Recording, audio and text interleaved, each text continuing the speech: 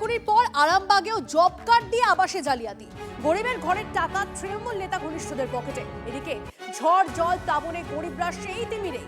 অভিযোগ, জব কার্ডের আইডি দিয়ে আবাসের টাকা ঢুকেছে তৃণমূল ঘনিষ্ঠদের অ্যাকাউন্টে। 900 থেকে 1000 জনের টাকা তছরূপ, দাবি পঞ্চায়েত সচিবের। ইতিমধ্যে পঞ্চায়েত ও বিডিও অফিসে বিক্ষোভও দেখিয়েছেন বঞ্চিত আবাস প্রাপকরা। আবাসে সার্ভে করতে চোখ কপালে উঠছে সরকারি কর্মীদের। অভিযোগ, একটি গ্রামেই প্রায় 230 জনের নামে সরকারি আবাস বরাদ্দ থাকলেও সুবিধা পেয়েছেন হাতে গোনা কয়েকজন। সেই বাড়ির সুবিধা অন্য উপভোক্তারা পেয়ে গিয়েছেন। ফলে প্রকৃত দরিদ্র ও যোগ্য বহু মানুষ এখনো সরকারি আবাস থেকে বঞ্চিত।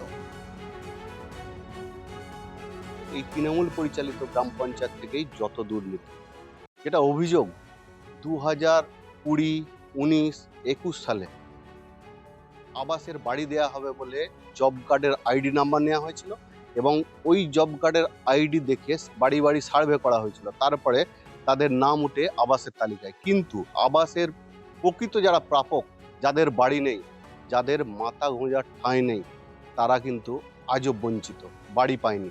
বাড়ি পেয়েছে অন্যজন। যেটা অভিযোগ, তৃণমূল নেতারা কার্ড বানিয়ে নিয়েছে, অন্যজনকে বাড়ির টাকা পাইয়ে দেওয়া হয়েছে, তাদের অ্যাকাউন্ট ব্যবহার করা হয়েছে এবং সেখান থেকে কার্ড বানিয়ে নেওয়া হয়েছে।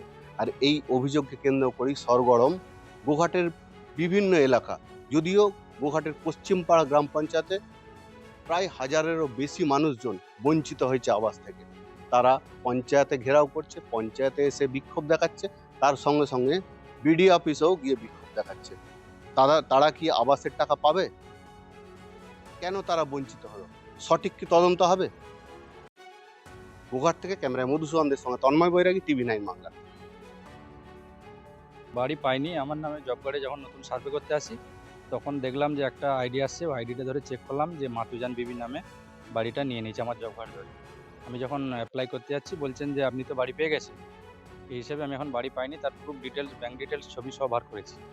আমরা মূর্খ মানুষ, জানিনি, বলছি আমাদের ঘরে চলে গেছে। আমি কই ঘর পেলাম? আমি তাহলে আমি পেলে কি আর এই কুড়িতে থাকি বাবা? বলে আমি কি করে বলবো? বলো, আমি কি জানি কে করেছে? প্রথমে যখন পঞ্চায়েতের লিস্ট টাঙায় আমার 3 নম্বরে নাম ছিল।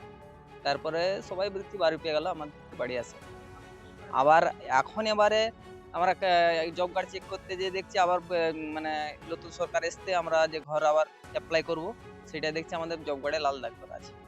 যে আবার ওই কম্পিউটার সেন্টার থেকে বার করলাম, করে দেখলাম যে অন্য লোককে ঘরটা দিয়ে দিয়েছে।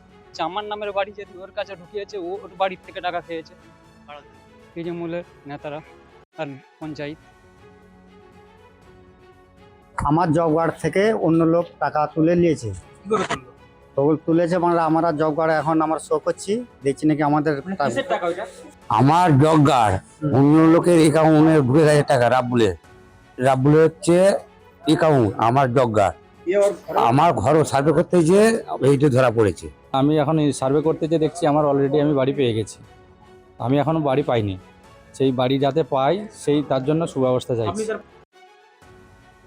প্রত্যেকটা লোককে আমি বলবো, যাদের এরকম ঘটনা ঘটেছে তারা দরখাস্ত দেখ, পুলিশের কাছে থানায় অভিযোগ জানাক, কারা এই কাজটা করেছে, কার নামের বাড়ি কে নিয়ে নিয়েছে, কার নামে পাওয়ার কথা সেই টাকাটা কার অ্যাকাউন্টে ঢুকে গেছে, কে ইউজ করেছে, এই সমস্ত তথ্য সহকারে পুলিশের কাছে জমা দেখ। আমি পুলিশের কাছে আবেদন রাখছি।